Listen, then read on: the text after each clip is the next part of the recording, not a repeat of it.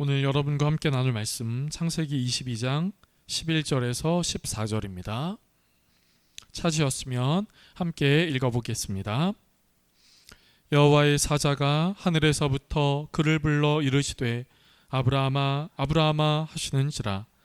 아브라함이 이르되 내가 여기 있나이다 하매 사자가 이르시되 그 아이에게 내 손을 대지 말라. 그에게 아무 일도 하지 말라. 네가 네 아들 네 독자까지도 내게 아끼지 아니하였으니 내가 이제야 네가 하나님을 경외하는 줄을 아노라. 아브라함이 눈을 들어 살펴본즉 한 수양이 뒤에 있는데 뿔이 수풀에 걸려 있는지라. 아브라함이 가서 그 수양을 가져다가 아들을 대신하여 번제로 드렸더라. 아브라함이 그 땅 이름을 여호와 이레라 하였으므로 오늘날까지 사람들이 이르기를 여호와의 산에서 준비되리라 하더라. 아멘. 옆에 계신 분과 한번 인사하실까요? 환영하고 축복합니다. 우리 이렇게 인사하겠습니다. 오늘 추운 날, 매우 추운 날, 이 추위를 뚫고 주님을 예배하러 오신 여러분 모두를 주님의 이름으로 환영하고 축복합니다. 우리는 주일 설교에 계속 아브라함의 생애를 연속적으로 살펴보고 있습니다. 여러분, 그렇다면 여러분이 생각하시기에 아브라함의 생애에서 가장 최고였던 때는 언제라고 생각하십니까? 여러분이 생각하실 때 아브라함의 생애에서 가장 최고의 때요. 잠깐 시간을 드릴까요? 한번 생각해 보세요. 어떤 때라고 생각하시나요? 민욱 형제, 어떤 때라고 생각해요?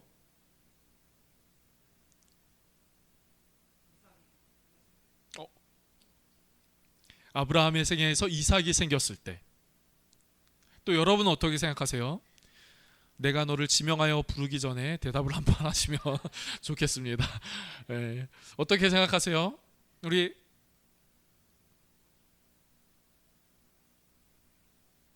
민욱 형제와 생각과 같습니다. 뭐 이렇게 대답하지 마시고요.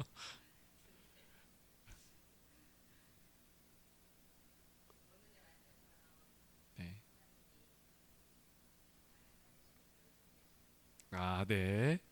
할렐루야. 어떠세요?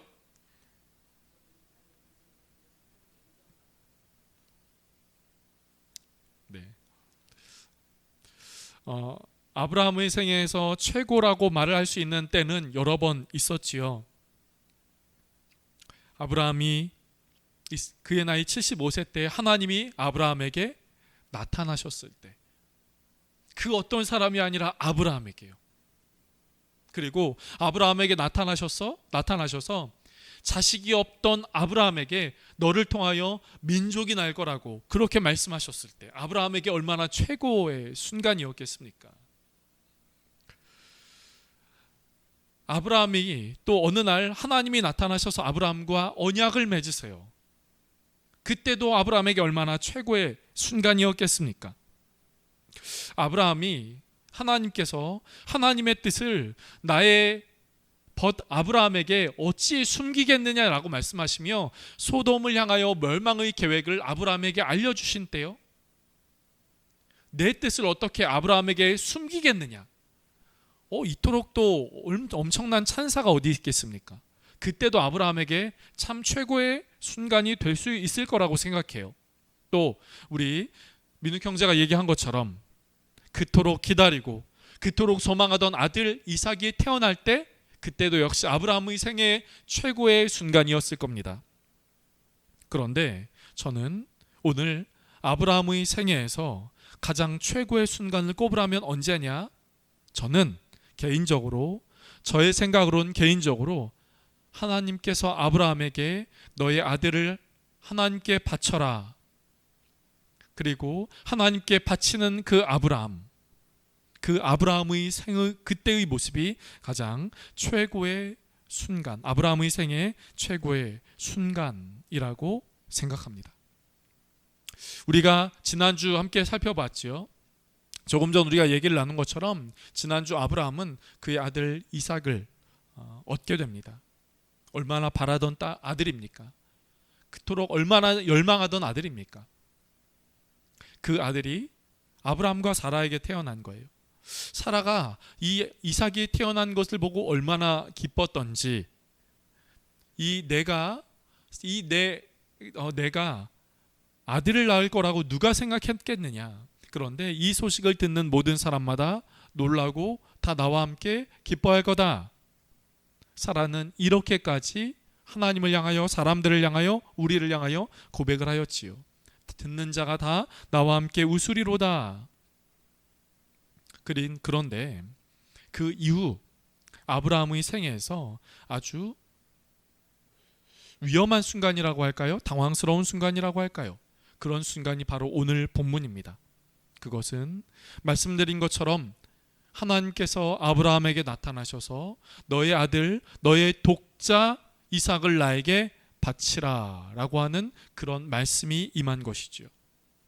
여러분, 아브라함이 100세 때 아들을 낳고 지금 하나님께서 나타나셔서 너의 아들을 나에게 바치라 라고 하신 그 말씀이 있기까지 아브라함에게는 얼마나 행복한 순간이었겠습니까? 얼마나 날마다 기뻤겠습니까? 얼마나 날마다 행복했겠습니까? 그런데 하나님이 아브라함에게 이렇게 말씀을 하신 것이죠.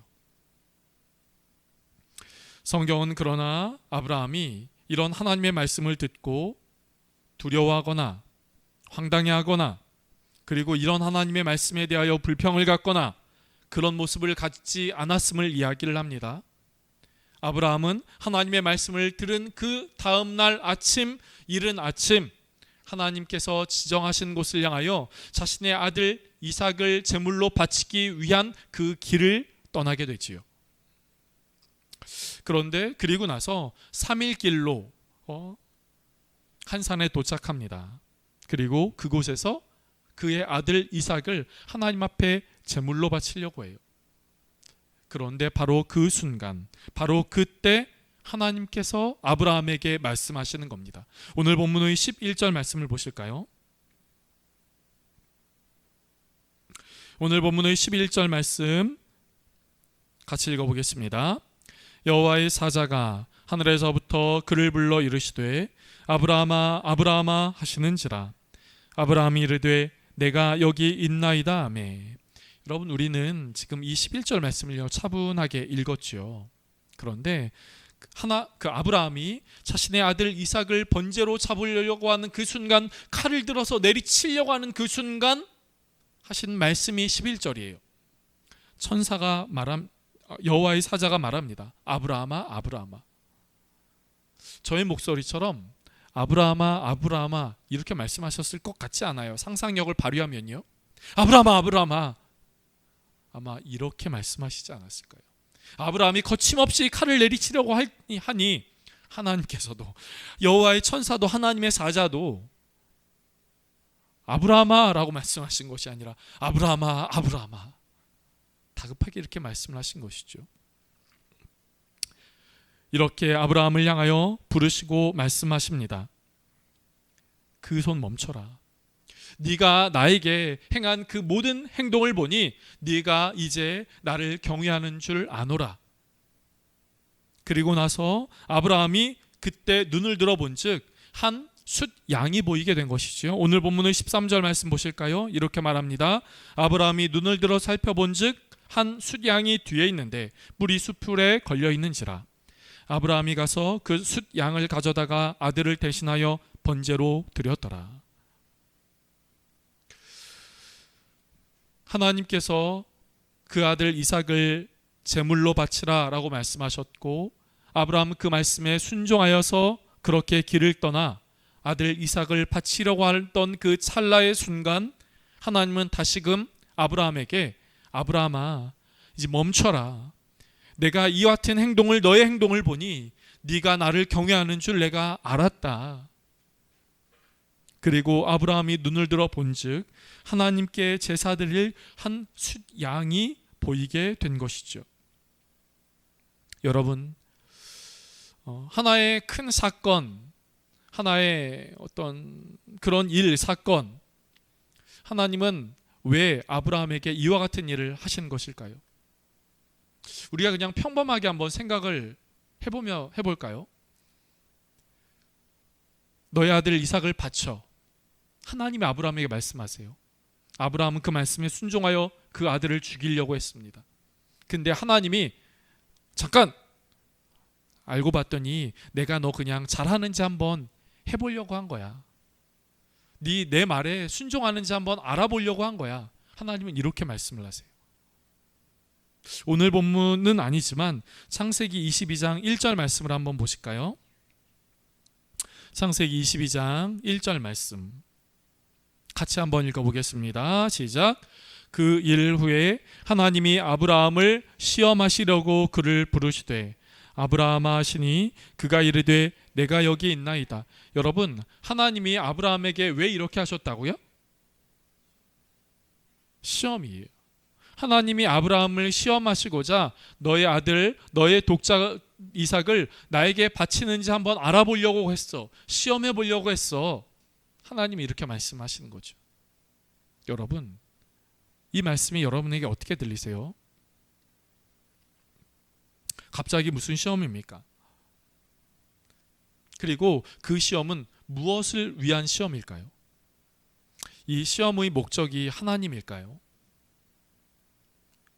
만약 하나님이라면 아브라함에게 테스트를 하고 아브라함의 여기에 통과하니 그래, 아브라함 내가 참 지난 20년 30년 넘는 시간 동안 내가 너와 동행한 게 참 뿌듯하다. 내 수고가 헛되지 않았다. 이렇게 스스로 뿌듯해하고 만족하시는 것이 이 테스트의 목적일까요? 이 테스트를 하나님은 왜 하시는 걸까요? 여러분 한번 생각해 보십시오. 하나님께서 아브라함에게 결코 작지 않은 그 테스트를 하세요. 왜 하시는 걸까요? 여러분 왜 한다고 생각하세요? 여러분 과거에 몰래카메라라는 프로그램이 있었습니다. 이경규의 몰래카메라 다 아시죠? 몰래카메라는 많은 재미와 감동을 주었습니다. 그런데 때로는 이 몰래카메라를 당하는 입장에서 생각을 해본다면 그것은 참 황당한 일이에요. 어느 연예인에게 그날따라 시비를 거는 사람들이 많이 있는 겁니다. 그날따라 사건, 사고도 생겨요. 그런데 알고 보니 그 모든 것이 이 연예인이 어떻게 반응하는지 몰래카메라였습니다. 그러면 이 몰래카메라를 당하는 연예인의 입장에서는 어땠을까요? 사건, 사고, 무슨 일 그런 것들이 많이 있으면서 이 연예인은 때로는 화가 났을 수도 있고 당황스러울 수도 있고 황당할 수도 있고 이것을 어떻게 처리해야 될까? 이렇게 막 고민이 많았을 텐데 알고 보니 그 모든 것이 몰래카메라였대요. 어떤 몰래카메라는요, 어떤 연예인의 매니저가 갑자기 죽었다는 설정으로 들어간 거예요. 그래서 그 연예인이 막 오열하고 내가 너에게 그동안 잘못해 준 거 이런 것들 너무 미안해하면서 막 울고. 근데 그것이 짠 알고 보니 몰래카메라였습니다. 그 연예인의 입장에서는 어떤 마음이 들까요? 황당하고 당황스럽겠죠. 어떻게 보면 아브라함이 지금 겪은 이 상황이 그런 겁니다. 하나님이 처음부터 아브라함에게 내가 너 시험해 보려고 해 이렇게 말씀하신 것이 아니라 이 모든 일을 겪고 나서 하나님께서는 아브라함에게 말씀을 하신 거예요. 도대체 이 테스트의 목적은 무엇입니까? 이 테스트는 누구를 위하여 한 것인가요? 그냥 우리에게 보여주려고 하는 것인가요? 이 테스트, 이 시험은 도대체 우리에게 무슨 메시지를 보여주고 있는 것일까요? 여러분, 이 테스트는 바로 아브라함을 위한 것이었습니다. 이 테스트의 목적은 하나님이 아니에요. 하나님이 스스로 만족하기 위함이 아닙니다. 이 테스트는 아브라함을 위한 것이었어요. 아브라함에게 무엇을 보여주려고요? 어떤 것을 하려고요? 이 시험의 목적은 하나님이 아브라함을 향해서 하나님이 어떤 하나님이신지 알려주도록 하기 위함이었습니다. 그 하나님은 어떠한 하나님입니까? 그 하나님은 어떠한 하나님입니까? 여호와 이레, 준비하시는 하나님, 우리의 삶의 앞길, 우리의 삶의 필요, 우리의 삶의 모든 것을 미리 준비하시는 하나님, 그 예비하시는 하나님임을 하나님은 아브라함에게 알려주시도록 하기 위함이었던 것이죠. 오늘 본문의 14절 말씀 한번 보실까요? 오늘 본문의 14절입니다. 같이 한번 읽어볼게요. 시작. 아브라함이 그 땅 이름을 여호와 이레라 하였으므로 오늘날까지 사람들이 이르기를 여호와의 산에서 준비되리라 하더라. 아브라함은 이 사건을 겪은 이후 이렇게 말합니다. 여호와 이레, 여호와의 산에서 준비되리라. 하나님은 준비하시고 하나님은 예비하시는 하나님이시다. 아브라함은 이렇게 고백을 하게 된 것이지요.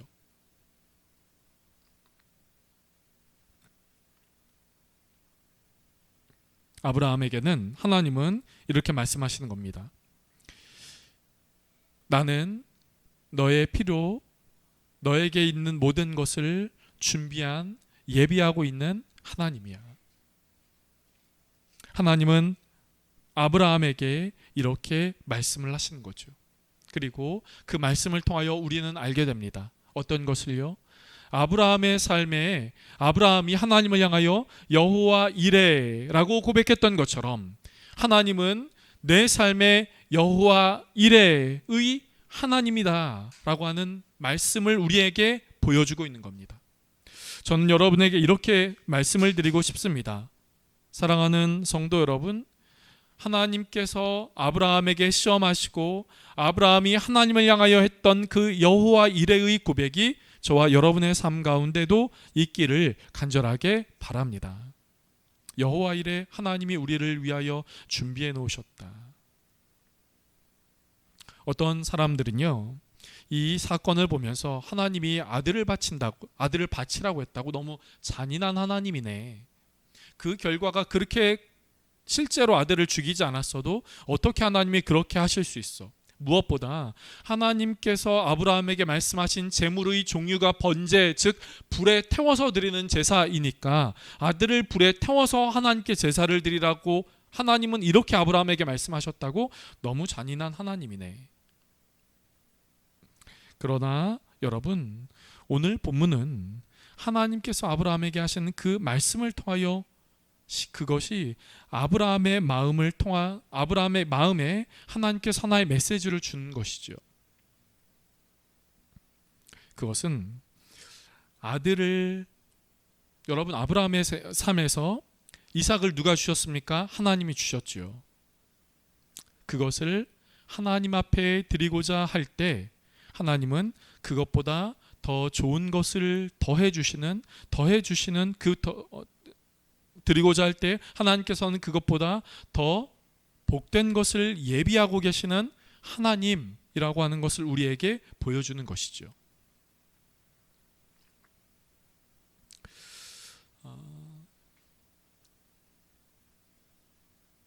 우리가 하나님을 이해하는데, 성경은 우리가 하나님을 알아가는데, 하나님을 이해하는데, 하나님이 어떠한 분이신지 이해하는데 성경이 우리에게 주는 아주 핵심적인 키워드 한 가지가 있습니다. 그것은 아버지라고 하는 것이에요. 아버지요. 우리가 흔히 이렇게 부르지 않습니까? 하나님 아버지. 제가 하준이를 키우면서, 물론 아내와 같이 키우지만 하준이를 키우면서 아버지라고 하는 존재를 알게 되었어요. 제가 하준이를 키우면서 가장 크게 느꼈던 것 중에 하나는 아버지가, 내가 하준이를 이렇게 키우면서 아버지가, 내 아빠가 나를 이런 마음으로 키우셨겠구나 하는 마음을 알게 된 것입니다. 아버지가 되어서 비로소 아버지의 마음을 알았다고나 할까요? 아빠가 되어서 비로소 내 아빠의 마음을 비로소 알게 되었다고 하는 것이죠. 여러분, 아버지는 아들에게 말합니다. 이렇게 해라, 저렇게 해라. 하준아, 예배 잘 드려라. 하준아, 누워있지 마라.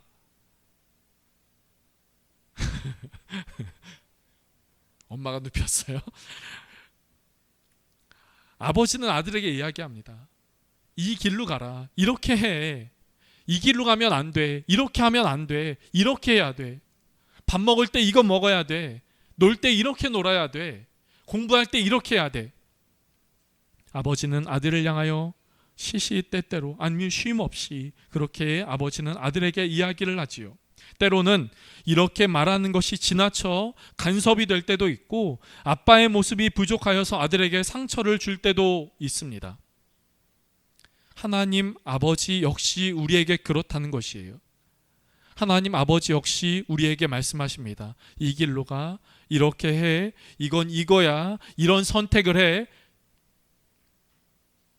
그런데 하나님 아버지가 육신의 아버지와 다른 것은 하나님 아버지는 완전하신 분, 온전하신 분이어서 육신의 아버지처럼 자녀에게 상처를 주지 않지요. 심한 잔소리로 아들의 마음에 상처를 주지 않습니다. 부족한 모습이 있어서 아들에게 상처를 주지 않지요. 아버지는 아들에게 이야기를 합니다. 그런데 아버지가 아들에게 이야기하는 것 중에 하나는 아들아, 너를 향하여 나는 좋은 것을 준비해 놨어. 아들아, 지금은 너가 조그만 자동차를 갖고 놀지 내가 그 자동차를 내려놓으면 내가 더 큰 자동차를 준비해 놨어. 아들아, 너는 지금 그 반찬이 사탕이 맛있지 사실 그 사탕이 아니라 더 큰 선물을 내가 너에게 준비해 놨어. 그러면서 말씀하시죠.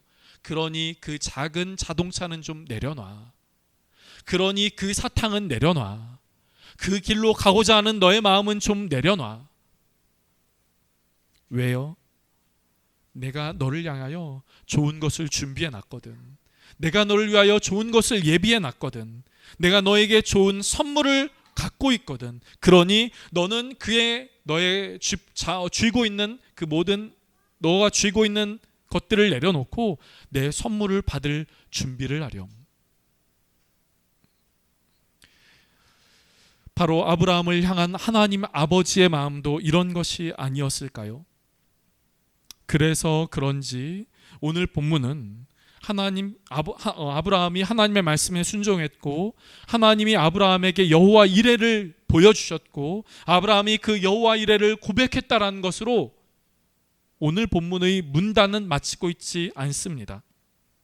이후에 이렇게 말씀하고 있지요. 창세기 22장 17절과 18절의 말씀 한번 보실까요? 창세기 22장 17절 말씀 같이 한번 읽어보겠습니다. 시작. 내가 네게 큰 복을 주고 네 씨가 크게 번성하여 하늘의 별과 같고 바닷가의 모래와 같게 하리니 네 씨가 그 대적의 성문을 차지할. 여러분, 하나님께서 아브라함에게 이렇게 복을 다시 한번 약속하십니다. 복을 주세요. 약속하십니다. 그런데 왜요? 18절 말씀 보실까요? 이렇게 말하고 있지요. 같이 읽습니다. 또 네 씨로 말미암아 천하 만민이 복을 받으리니 이는 네가 나의 말을 준행하였음이니라 하셨다. 하나님의 말씀을 아브라함은 따랐다는 거예요. 하나님의 말씀대로 아브라함은 순종했다는 거예요.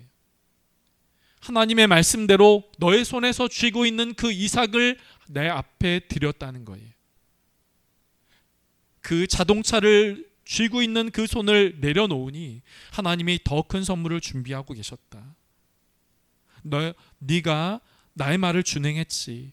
나는 더 큰 복을 너에게 준비해 놨어. 너의 손을 펴. 내 말을 들어. 내 말을 따라. 나는 이렇게 준비해 놨어. 사랑하는 성도 여러분, 오늘 본문을 보면서 우리는 아브라함이 순종했다. 아니, 하나님이 그렇게 말씀하셨다. 아브라함이 그렇게 순종했다. 여호와 이레를 발견했다. 여러분, 이 모든 것들은 사실 누구를 위함입니까? 아브라함을 위함이요. 그 아브라함을 보면서 하나님이 이런 말씀을 하신 것이 바로 누구를 위함이요? 바로 나를 위함인 것을 우리에게 보여주는 것이에요.